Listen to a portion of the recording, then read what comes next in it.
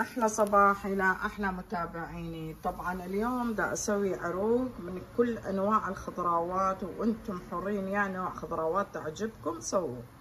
اني اللي يعجبني سويته، والبهارات اللي خليته اني يعجبني هذول البهارات اللي استعملها.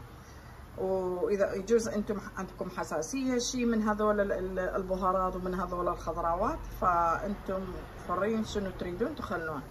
بالنسبه هذا البريد كرام، الخبز المطحون هذول مال الايطاليين، ببرمجان تشيز، بحليب، بهوايه اشياء. اللي واحد صايم لا تستعملوا هاي النوعيه، اوكي؟ لا تستعملوها اذا انتم صايمين من اللحومات. ويكون الصيام مقبول لكل اخواني واخواتي واصدقائي المتابعين المسيحيين، ويكون رمضان الكريم لكل اخواننا المسلمين. نفس الشيء، ما عندنا اي فرق بيناتنا.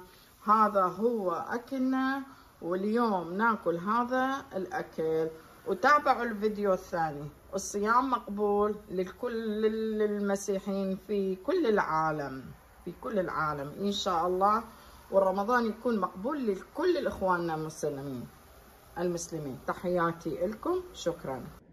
طبعا العروق طلع بهيجي قوام، شايفين ايش قد حلو، مثل همبرجر سويته. شايفين قسم منهم صغار قسم منهم كبار، وطعمه خرافي. اطيب العروق سويته عن طريقتي.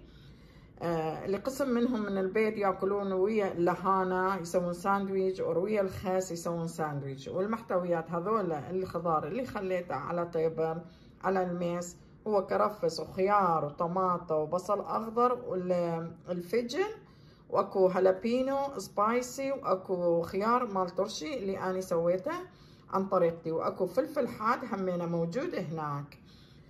والكاتشب، يحبون الكاتشب، يحبون الخردل، يحبون الصوص. هذا هات صوص همينه اللي يعجبهم هم ياكلون. وشكرا لكم، شكرا للمتابعين كلهم. الصيام مقبول لكل الناس، لكل العالم الصيام يكون مقبول.